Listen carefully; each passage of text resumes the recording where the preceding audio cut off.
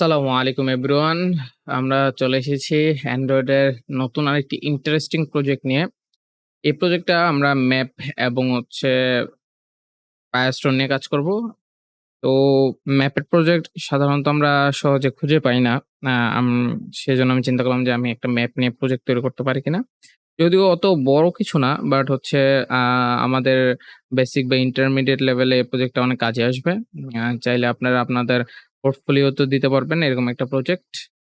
তো প্রজেক্টের স্পেসিফিকেশন শুনলে আপনারা বুঝতে পারবেন যে আসলে এটা কি কাজে লাগবে বা এটা কিভাবে কাজ করবে। তো আমাদের প্রজেক্টটা হচ্ছে আ যদিও এখানে বানানটা ভুল হইছে, সরি ফর দ্যাট। এখানে হচ্ছে প্রজেক্টটা হবে হচ্ছে লোকেশন শেয়ারিং অ্যাপ। ঠিক আছে? Location sharing app.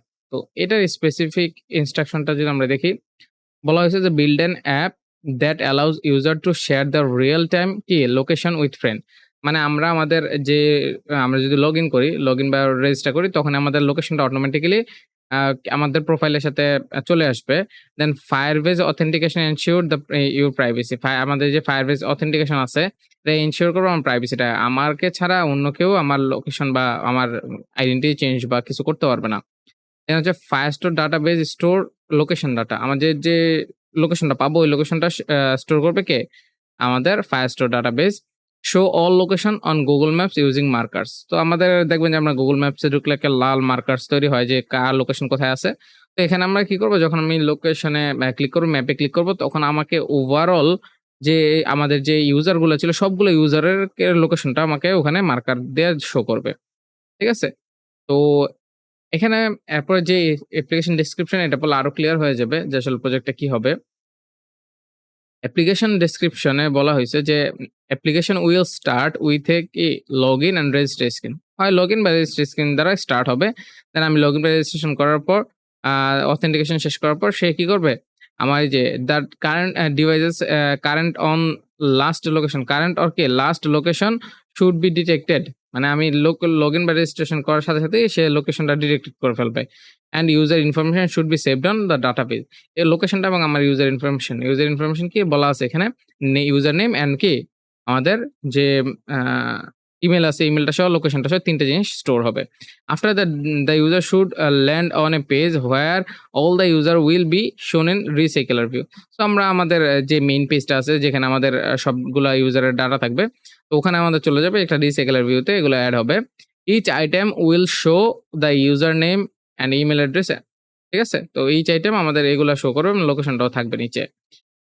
There should be a page where Google Map will be shown with all user location as marker। ওই যে যেটা আগেই বলছি। Then all the marker should shown as snippet information will be shown। তো ওখানে আমাদের ইনফরমেশনটা show করবে। ঠিক আছে? ইউজার ইনফরমেশনটা। Then user should be able to update his display name and location। Display name এবং লোকেশনটা যেহেতু সে বারবার অ্যাপে ঢোকার সাথে সাথেই চেঞ্জ হবে, সে যেখানে থাকবে। তো লোকেশনটা তো অটোমেটিক্যালি আপডেট হবে। আর নেমটা হচ্ছে আমরা একটা অপশন রেখে দেব যেখানে হচ্ছে নেমটা আমি চেঞ্জ করতে পারবো। দেন প্রজেক্ট রিকোয়ারমেন্টস এ কিছু বলা আছে, সেটা হচ্ছে use proper architectural components or Android Jetpack Components। আমরা আর্কিটেকচারাল কম্পোনেন্টটা ইউজ করব। আপাতত Jetpackটা করতেছি না। আ দেন এক্সাম্পল বলা হয়েছে ভিউ মডেল লাইভ ডাটা। আমরা view model live data use করব। ডাটা মাইনিংটা আপাতত করতেছি না। আমরা নেক্সট আপকামিং প্রজেক্টে মা জেটপ্যাক কম্পোনেন্ট, এরপর হচ্ছে ডাটা বাইন্ডিং, এগুলা ইউজ করব ইনশাআল্লাহ। দেন মাস্ট বি ইউজ MVVM। আমরা MVVM আর্কিটেকচার অবশ্যই ফলো করব। ভিউ মডেল লাইভ ডাটা যে ইউজ করতেছি এটা আর্কিটেকচারই পড়ে যাবে। সো আশা করি যে বুঝতে পেরেছেন। আমরা হচ্ছে আ পরের ধাপেই আমরা আস্তে, আস্তে একটা করে ধাপ করব। ঠিক আছে? তো আশা করি পাশেই থাকবেন। সো নেক্সট পার্টে আবারও দেখা হচ্ছে। আসসালামু আলাইকুম।